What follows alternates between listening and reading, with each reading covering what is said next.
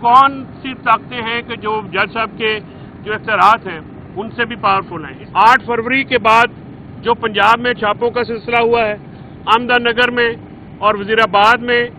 और पंजाब के दूसरे इलाकों में रेड्स के दौरान, 8 फरवरी के बाद रेड्स के दौरान जो हमारे सेंट्रल सदर अहमद चट्टा के घर पे किया गया और अनीका भट्टी के साथ किया गया, दूसरे जो हमारे मेंबरान हैं, 3 लोग मेरी इत्तला के मुताबिक मुबैना तौर पे हलाक हुए हैं इन रेड्स के दौरान। और वजीराबाद में तो जुल्म ये है कि पुलिस ने जनाजा नहीं पड़ने दिया और बाद में जो है वो मामला बड़ी मुश्किल से उसका मुहासरा किए रखा। तो इस किस्म की रियासती दहशतगर्दी जो है, आप अगर अपने शहरियों पे करेंगे तो आपसे मोहब्बत तो नहीं हो, जाहिर है उसमें नफरत में इजाफा होता है। आज इमरान खान साहब के साथ साथ जो है काफ़ी पार्टी के लीडर्स वो भी पेश हुए, पीटीआई के पुराने जो रहनुमा हैं वो भी पेश हुए और मुलाकातों का एक सिलसिला वहाँ पे वर्कर्स के साथ भी चला और उमर अयूब साहब, शबीर फराज साहब समेत जो हैं लोगों की मुलाकातें हुई। आज मैं पार्टी में जो पार्टी के बिहाफ पे डिसीजन हैं, एक तो चीफ व्हिप मलिक आमिर डोगर साहब को पीटीआई की जो मुज़ाकराती टीम है अपोजिशन के साथ ग्रैंड अलायंस में, उसका मेंबर जो है आज बनाने के लिए अप्रूवल इमरान खान साहब ने डायरेक्शन दे दी है कि आमिर डोगर साहब जो हैं उस मुज़ाकराती कमेटी में पीटीआई की नुमाइंदगी करेंगे दूसरे दोस्तों के हमरा। इसके साथ पॉलिटिकल कमेटी में भी जो हैं नई एडिशंस आई हैं। शाम तक जो है वो पार्टी जो हमारी लीडरशिप है वो नोटिफिकेशन इशू हो जाएंगे। ख़वातीन का जो है वो इजाफा किया गया है और क्योंकि ये पार्टी का एक प्लेटफॉर्म है जहाँ से ये अनाउंसमेंट आनी है, तो डिटेल अनाउंसमेंट वहाँ से आएंगी। आज हमारे न्यूली चीफ ऑर्गेनाइजर आईएलएफ इंतज़ार पंजोता साहब को जो है गेट के ऊपर रोका गया और उनकी एंट्री बैन की गई। उनका इमरान खान साहब का वकालतनामा भी है, उनका शबीर फराज साहब का भी वकालतनामा है, वो वकील हैं, बतौर वकील भी उनकी एंट्री जो है वो ब्लॉक की गई और खान साहब के कहने के बावजूद और जज साहब के कहने के बावजूद उनको एंट्री नहीं दी गई। इसी वजह से मैं ये कहता हूँ कि ये ओपन ट्रायल नहीं है, ये कंट्रोल ट्रायल है और एक ऐसे माहौल में ट्रायल किया जा रहा है जहाँ पे जो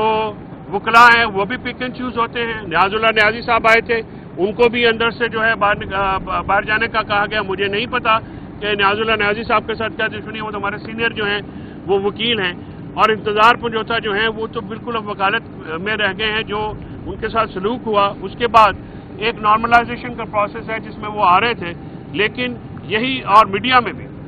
में भी आज कुछ दोस्तों को अलाउ किया गया, कुछ दोस्तों को रोका गया। हम इसकी भरपूर मजम्मत करते हैं और हम चाहते हैं कि ओपन कोर्ट में ये ट्रायल हो। मेरा आज हम लीगल कमेटी में ये बात रखेंगे। मेरी स्ट्रांग ओपिनियन है, मेरी राय में जो ये केस है तोशाखाना 2 की तरह, इसमें भी हम ओपन ट्रायल की दरख्वास्त देंगे और हम ये दरख्वास्त करेंगे कि जो जेल ट्रायल है उसका खात्मा करके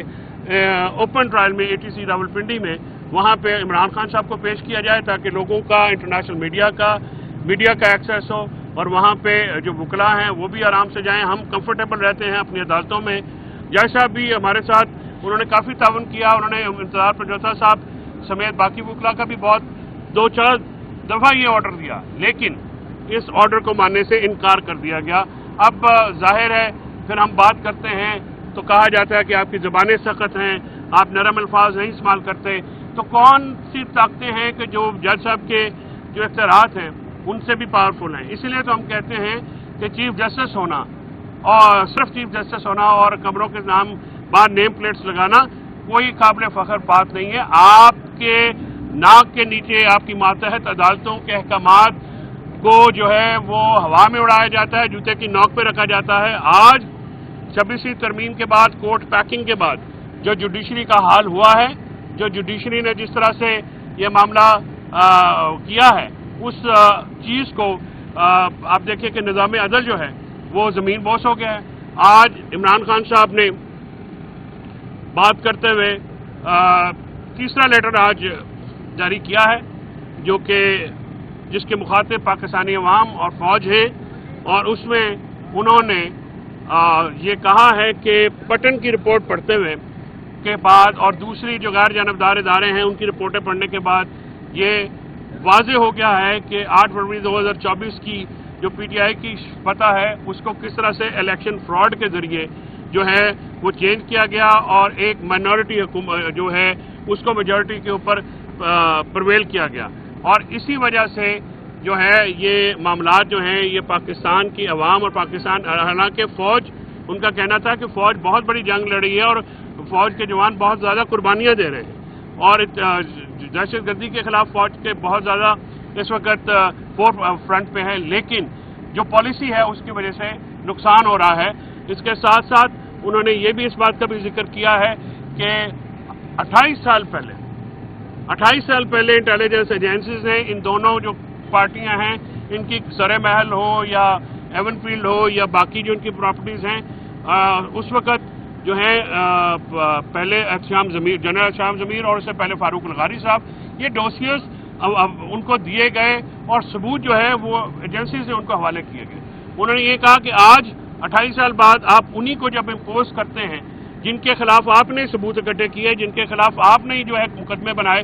پی ٹی آئی کے دور میں آپ کو یاد ہوگا کہ صرف شہباز شریف کے اوپر مقصود چپڑاسی والا کیس جو کہ بند کر دیا گیا ہے، 1600 ارب روپے کی منی لانڈرنگ کا وہ کیس تھا، اوپن اینڈ شٹ کیس تھا، وہ کیس بنایا گیا۔ اس کے علاوہ تمام جو کیسز ہیں وہ اس نیب نے بنائے جس کو اسٹیبلشمنٹ اور جنرل باجوہ جو ہے اس وقت کنٹرول کر رہے تھے، اور وہ تمام کیسز ان کے وہاں پہ بنائے گئے، انہی کے لائے گئے ثبوتوں کی بنا پر بنائے گئے۔ لیکن بعد میں جب آپ کرپٹ اور منی لانڈرنگ کے جو ایلیگیشنز کے تحت جو لوگ ہوتے ہیں ان کو اگر آپ